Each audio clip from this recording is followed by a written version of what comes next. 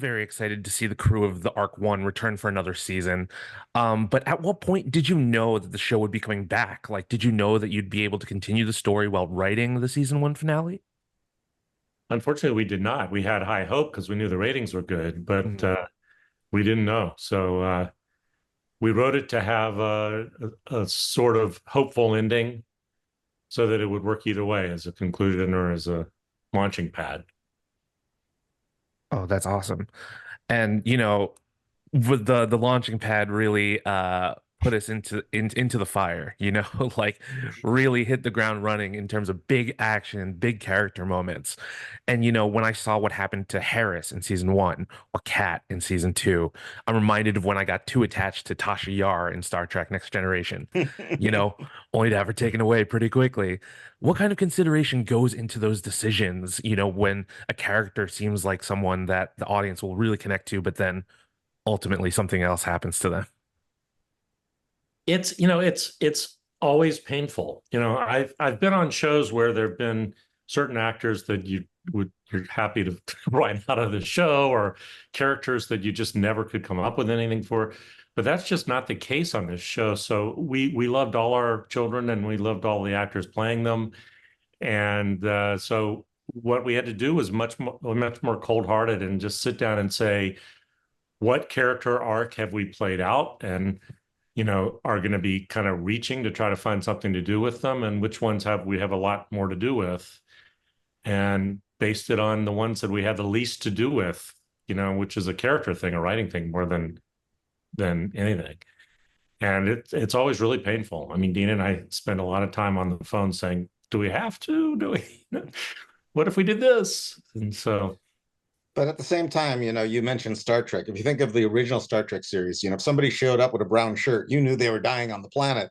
So it's kind of important on a show to say to the audience fairly early, anything can happen on this show. It helps us really be able to ratchet up the stakes in every episode, because you can't ever really be so comfortable that everyone's going to survive. Mhm. Now, Chrissy, how do you think Sharon will be affected by the results of the season premiere? Because, she was pretty close to Kat, it seemed like. So this is probably going to be something that she carries with her for a little while. Yeah, I think we get to see Garnett lead well in grief.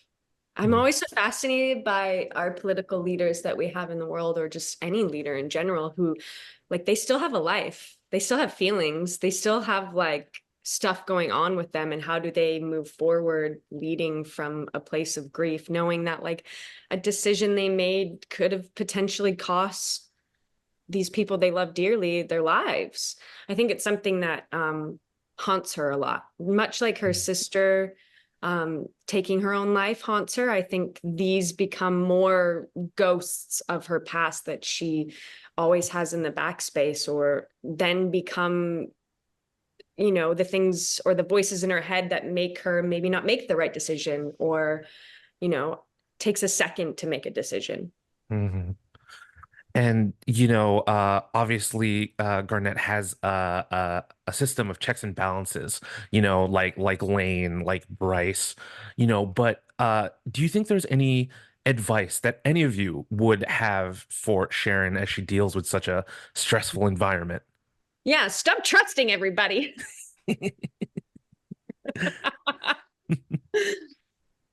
I can't tell you how many times we've been in the writer's room and we've said, Garnett would not allow that to happen. She just wouldn't.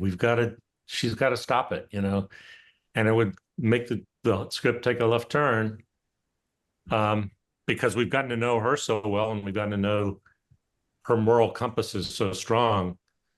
It becomes a forceful thing in our storytelling. Yeah, and she's also someone you can, I think, as an audience member, you can count on. There's so many characters on this show that I think you can't really count on, and that's great, and it makes for amazing television. But you also need the person that you can count on, or maybe she becomes someone you can't count on. Mhm.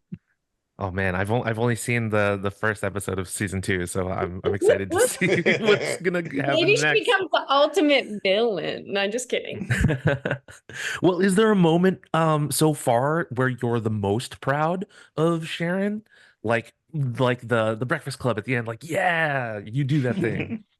Yeah, and I think I'm also most proud of myself for doing the thing. Like, you know, Jonathan and the writers write these amazing scenes or these amazing episodes, and you're like, that's Mount Everest. I don't know if I'm gonna be able to climb that. Can someone tag me out? So there's some episodes that happen later on that I'm so proud of, and I just can't wait for people to watch them. In particular, if I'm going to say episodes, I'm going to say 9 and 10. I won't tell you what happens in them, but I think those two episodes are like, yeah, they're my favorite, and they were tough. And I can't wait for audiences to see it. And I'm just proud of like the person that Garnett becomes in them and the things we get to learn about her. And yeah. Speaking of the audience, was there any moments thus far where you were really surprised by how the audience reacted to a particular moment? Well, for me, when in season 1, when they came across another arc, I loved watching the fans freaking out on social media. That was one of my favorite things. Like, wait, how could there be a ship in front of them? They were the first one to launch. It was just great. That was just great.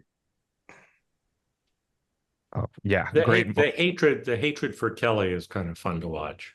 Oh man. I certainly have some feelings about Kelly.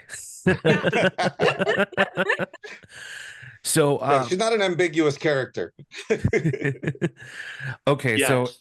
it looks like my time is wrapping up a little bit, but I do want to get this question in real quick. So after the bridge learns about Eva and Bryce's relationship, Sharon says that she not once ever thought about sleeping with him.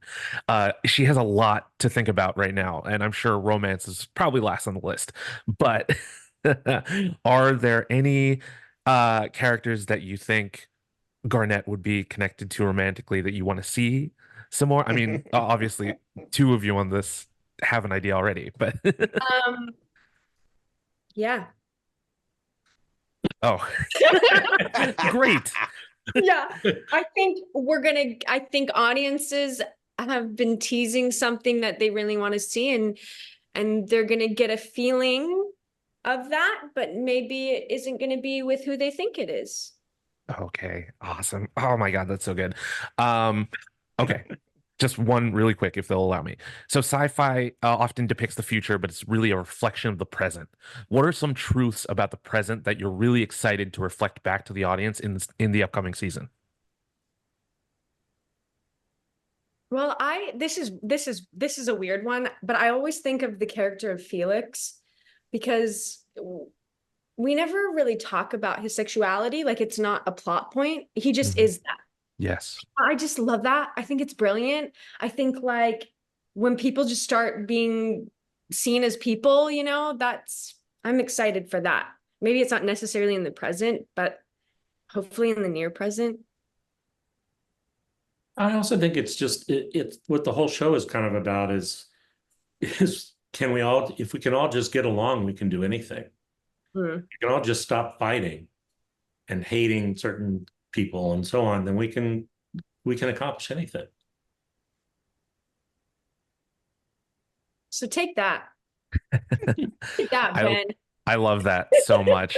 Thank you all for this wonderful show. Hopefully, my one ask is that we get more Felix with that sword because there's a lot of kicking butt, like Garnett and everybody. Bryce And punching he can trust. like actually like Pavlik can really like isn't he like a champion in Yeah. that sword? I don't know Yeah. what it's called, but he's like Yeah, that's really why we added it. In real life, he is a champion samurai swordsman. Oh my God, that's so cool. I love that so much. Okay, it looks like my time is up, but thank you so much for Okay. talking to me today. I'm Thank really you. Great excited to talking see with the you, Ben. season. Yeah, thanks, Ben.